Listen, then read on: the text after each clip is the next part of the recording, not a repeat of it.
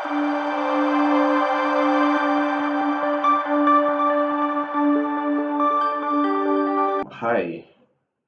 everyone, whoever is watching the video. I was supposed to take the session on architectural portfolio, on portfolio building.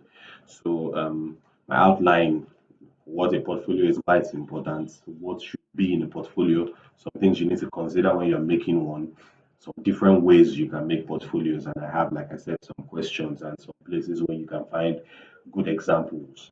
So, moving on, what's an architectural portfolio? So, simply put, a portfolio is a compilation of your design work. So, in this case, I put by an architect or a student because that's the context in which we're having this conversation. Interior designers have portfolios, graphic designers have portfolios, even investors have portfolios. But in this context, it's basically a compilation of your design work, either over the course of your studentship or over the course of your career.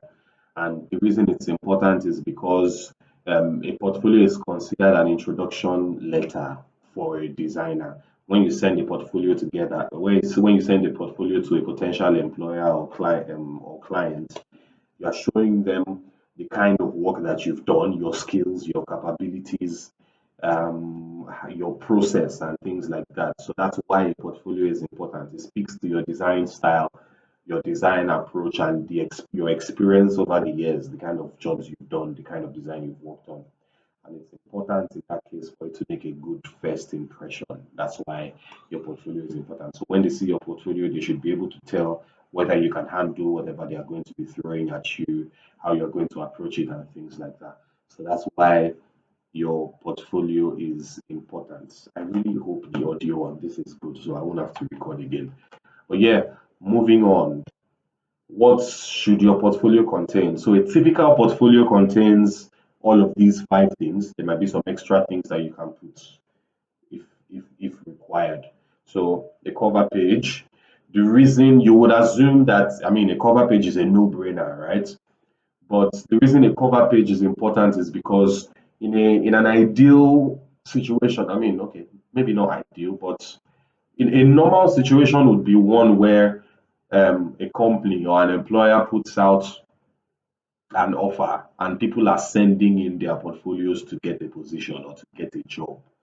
So the reason your cover page is important is because, let's say, for example, they were printing the portfolios. That would rarely happen these days. But just for example, if they were printing the portfolios, and you think you have a stack, and the person going over the portfolios has a stack of like 15, they go through the stack. It's important for your cover page to be able to catch their eye. They should be able to see something interesting that makes them stop that, okay, wow, this is a nice cover, and maybe put your work aside. In our own age where a lot of things would be done digitally, if they were scrolling through a website or scrolling through a hosting platform and they saw the cover of your portfolio, it should be able to make them stop. So if you think about the cover of your portfolio, like the dressing, yeah, the kind of the outfit of the portfolio. If your portfolio was a human being, the cover of your portfolio would be the outfit that person is putting on. That's why the cover is important. The number two is your CV. So the kind of CV or resume that's in a portfolio is usually different from the ones that you see, the one page, two-page ones that you send. And that the reason for that is because the one in your portfolio allows for you to be more flexible with the kind of information that you put in. There's usually a very strict way in which CVs should be done, but you can see from pictures that I have here, the first and the second, there are pictures. You can increase or reduce the amount of information that you put in. You can tailor the one in your portfolio more to your taste. Consider it like an introduction. So continuing with the analogy that I made about your cover page being the outfit. Your CV in this case would be the way you introduce yourself or the way you say your name. So you say, my name is so so so. This is what I do. I've done this in the past. This is what I intend to do in the future. Or that kind of first set of sentences that you say to someone, really. So that's what your CV is. Then your table of contents. I mean, I don't have an analogy. I don't have an analogy for the table of contents, sha. But table of content is important in you have to show them the kind of work that's there. So I would advise for a table of contents you have aside a number, a snippet like an image. So people do table of contents without pictures, I like to do my table of contents with pictures.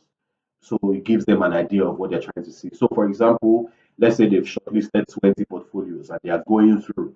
So they've seen a good cover page, they've read through your CV a little bit, and they go to your content, for example. They can look at your content and choose which specific project they want to go and look at first, depending on the images that are there. I mean, it's not always compulsory. This the first image down here on the bottom left. There are no images there. What I did there, that is a portfolio that I worked on recently. And what I did there was that the person had four projects at different points in Abuja. So what I did there was I put a map of Abuja and I pinpointed each of the locations of the project on that map. So that was just a creative way to put that was just a creative twist on a table of content. Then for the second picture, you can see it's just number, a little bit of like a little image showing what they're going to see, and then you can put the name of the project, the year it was done, or the type of. I usually put just the name and type of the project, not too much information. Then the third one is just number and a little bit of a background. I usually leave the background out because I mean you can just put your background in the beginning. So like I said, I don't have an analogy for table of content, but yeah, that's basically what your table of content is, just to give them an idea of what they are about to see. And then there's the project development, which is the biggest part of the conversation of the portfolio. So going back to my analogy about your portfolio being a human being, your project development would be the in-depth conversation that someone would have with that human being that is your portfolio. So that's where you talk about your process, the problems you faced over the course of the project, how you solved them, and things like that. We'll go over that later. But yeah, so that's the body of the portfolio, really. And me specifically, the way I like to approach portfolios is that I think about it in three stages. There's a beginning, there's a problem statement or a background that gives us a little bit of info about the project. And there's the process for each project now. Then there's the process, what I did, the concept, the sketches, and all of that. And then there's the end result. So the problem, as you can see from the first image here, so there's the three images kind of depict that. So the first image is the background info for the project. So you can see there's a diagram on the side. I should also say that it's important when you're starting into each project that there should be a clear delineation of when a new project is starting, so they can tell when a new project is starting or when a page is a continuation of a previous project. So the beginning, the name of the project, the year it was done, all of that information, and a little bit about the project. That's where you talk about the problem or a little bit about your approach. And then the second page is the process. So here I have a section and floor plans, but usually there will be concept drawings and things like that before that. And then the next is renderings. So I usually try to have like a full bleed rendering or something that's like really large that can. So if they've been skimming through the portfolio, they can see one really large image that causes them to stop. And then your closure is also important. So think about your closure again. We mentioned that the cover is like the outfit. So you think about your closure like a continuation of your cover page, your back, so to speak. So yeah, that's also quite important. It cannot have a lot of it. Typically it just contains a contact page and maybe thank you or something. But like you should think about it as a continuation of your cover page. Think about your portfolio like a book. If you had a book and if you opened it flat, the cover page and the back page are usually like one image or a continuation of each other or something like that. So that's a good way to think about that. Then important considerations. First things first, the arrangement of your portfolio matters. You need to select only your best work and arrange from best to worst. I know it doesn't make sense to say you selected only your best work and you have best to worst, but the idea is you should put your best foot forward, really. There are two schools of thoughts as to how projects should be arranged. Some people believe that you should put your second best project first and your best project second. I'm telling you a lot of secrets right now. Anyhow, yeah, some people believe you should put your second best project first and your best project second.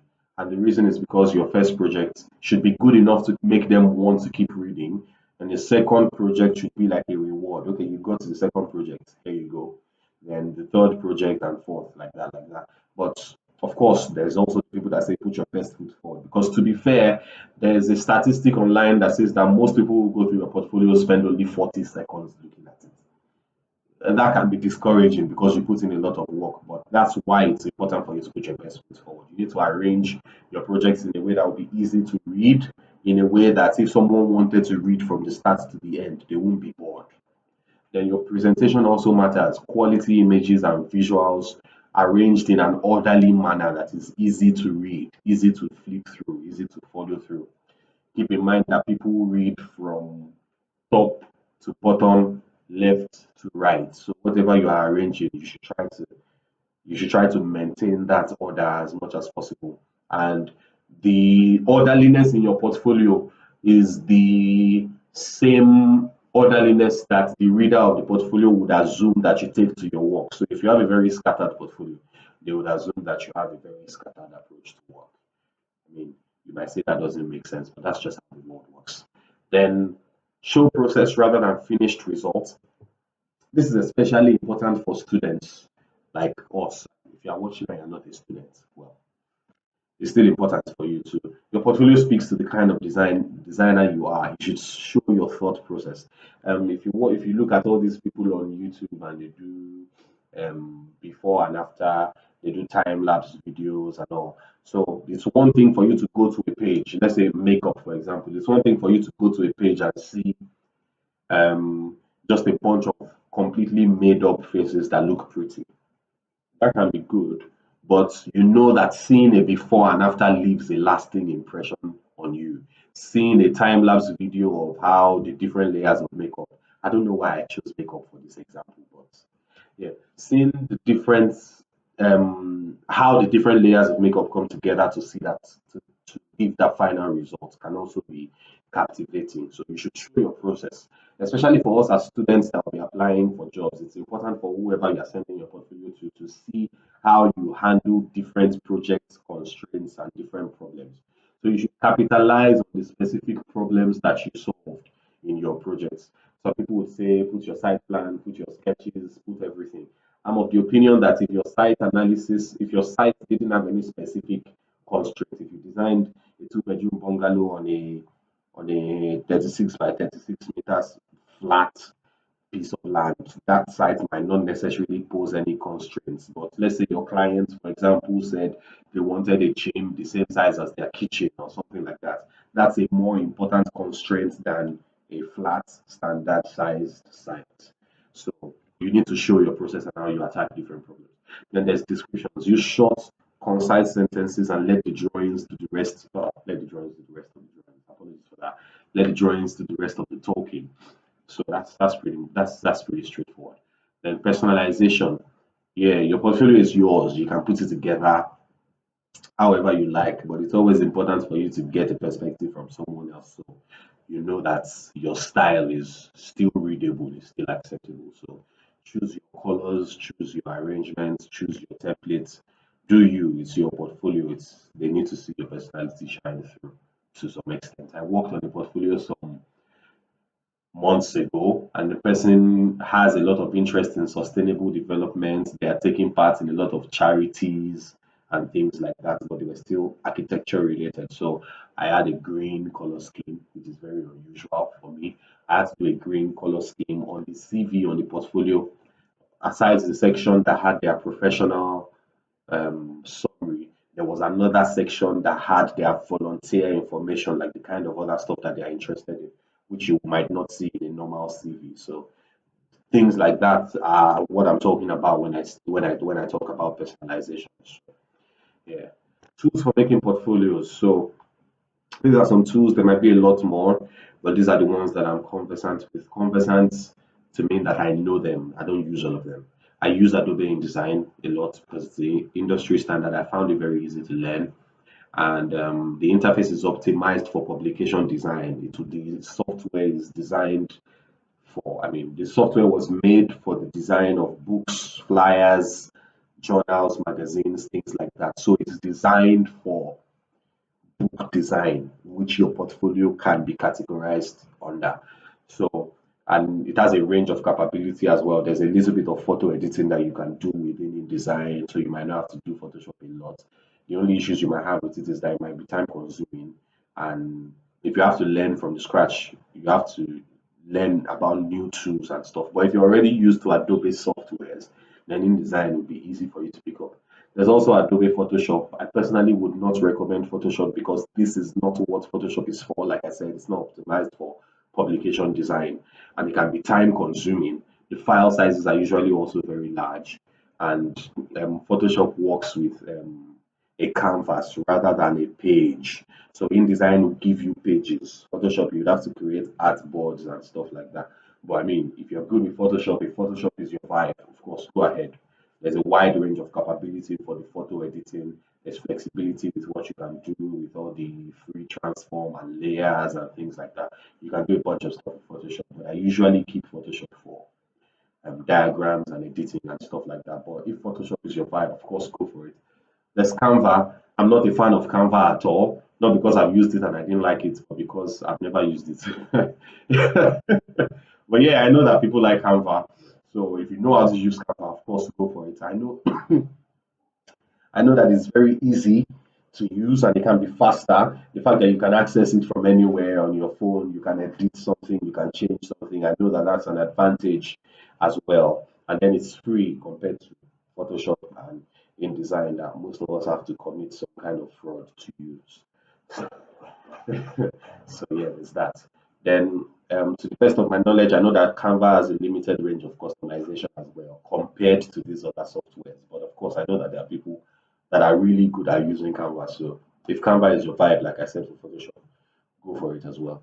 Then there's Issue. So Issue, you cannot make a portfolio on Issue. It's a portfolio hosting website.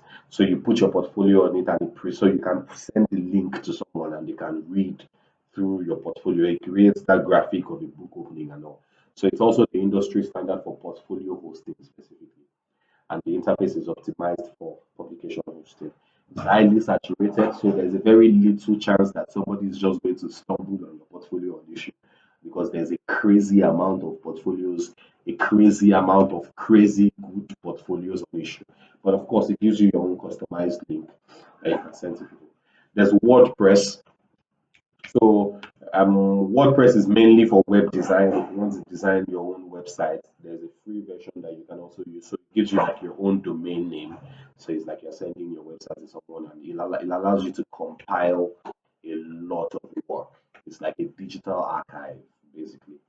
So Pros is specialized customizable domain name and interface. It can host multiple projects. It requires a little knowledge, that's a con, a little knowledge of web design. And then there's limited capability on the free version as well. Then there's Behance. Behance is Adobe, it's an Adobe website and it's very saturated, but it's the industry standard for designers. It's like Pinterest or Instagram, but strictly for designers. So it has a social media like interface, and like I said, it's also highly saturated. There's a very little chance that somebody will stumble on your work on Behance. And another thing is that you store your work project by project. So again, that's a good thing. And the advantage in that is that there's an option, there's a button. I don't know if it's a button, but I know there's an option that allows you to create a portfolio automatically on Behance. So that might be a good reason to use Behance. So I use InDesign for my portfolios. I host my portfolio on Issue. I put some of my work on Behance as well. And then there's Photoshop that I use for photo editing and all. And then there's Instagram. I consider Instagram a digital archive. That's what I use my Instagram for, anyways. Then it has a larger reach with the stories and the reels and things like that. Then you can also build stories on Instagram with your highlights. So you can take pictures as the project goes on and you can start to keep those things as archives. So that's an advantage that I've seen for Instagram. The only disadvantage is that your work can get lost in the algorithm. If you're someone who posts a lot of personal stuff normally, you might have to create a different Instagram page if this is the kind of purpose that you want to get from Instagram. So that's just something to keep in mind. Then FAQs and relevant questions. Wow, this was quick. So frequently asked questions. First of all, how many pages slash projects should be in a portfolio? I usually advise for a student portfolio 3 to 6. I've seen situations where schools or offices ask you to put all the work you've done. if they know that students are the ones applying. But typically 3 to 6. If you start to go above 6, then your work has to be really top notch because they cannot afford to get bored as they are looking through your portfolio. Then for the pages, of course, some people specify the page size and page number. And then if there's no specified page number, then the page number is determined by the number of projects and the amount of content that you have. So remember to do put only important content so that you don't start to have too many pages that don't have any relevant information. Make sure that your diagrams and lettering is legible. If that means using more pages, then go ahead. But make sure that it's only relevant information that is there. Don't put on 5 pages what you can put in two. Don't put on 2 pages what you should put in five. So, question two, how do I make a portfolio with only hand drawings? I know that this is a question that a lot of undergraduate students have. The first thing I need to tell you is you need to keep your drawings as clean as possible. The second thing you should know would be to start with the end in mind. Think about your projects. I mean, this start with the end in mind thing is a tip for everybody. Think about your project as a possible portfolio candidate. So document as much as you can. Keep your sketches as much as you can.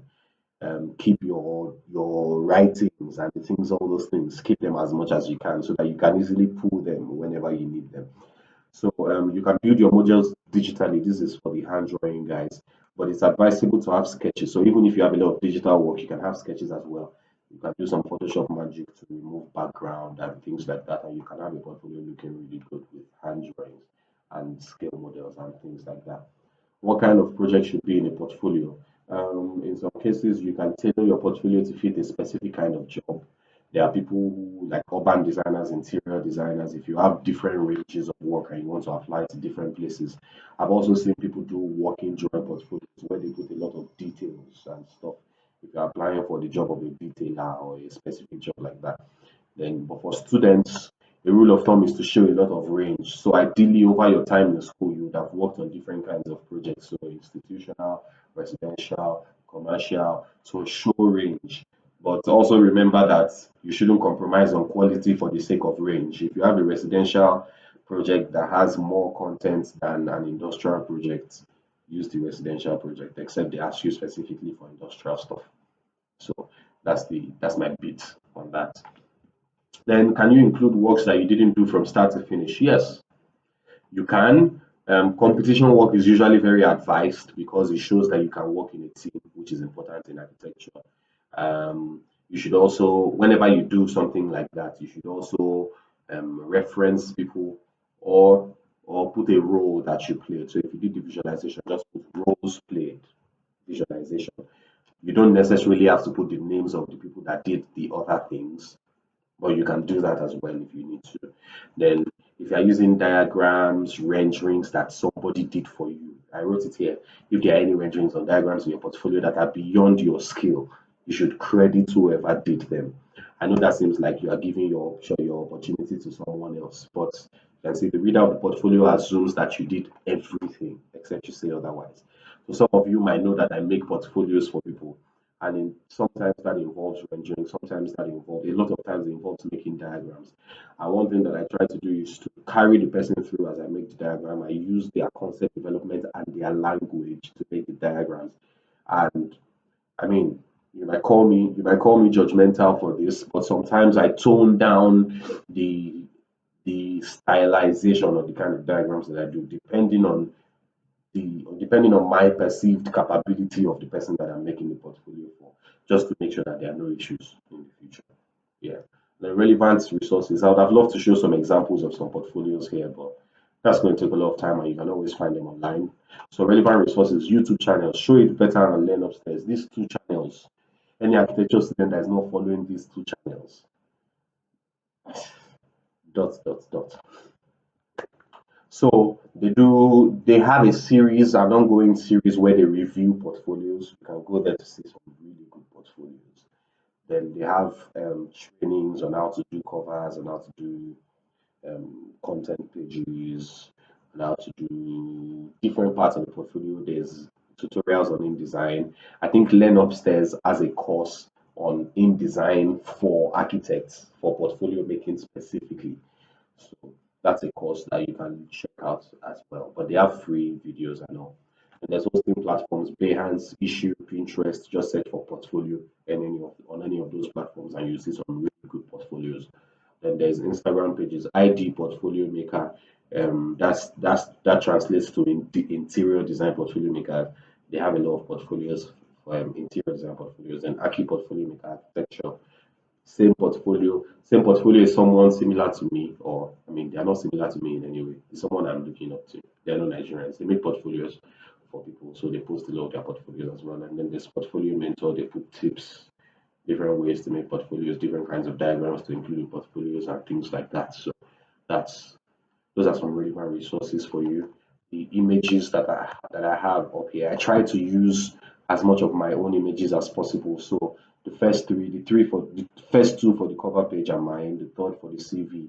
Not my portfolio, but portfolios that I've worked on. So the third for the CV is mine. The first for table of contents is a portfolio I've worked on. The three for project development are portfolios I've worked on as well. All of this is portfolios that I've worked on. So I try to keep them as just to show you what is possible. Really, you can check out my page for more pictures, references, and things like that. I think I've tried to cover as much as possible. But if anybody has any questions, my contact information is here, so you can always reach out to me. Thank you very much. Again, apologies for missing this session. I know that it might not be convenient for some of you to go and watch this back, so you have my apologies for that. But if you have any questions, any any clarifications, if you'd like to make a portfolio, let me know. So yeah, thank you.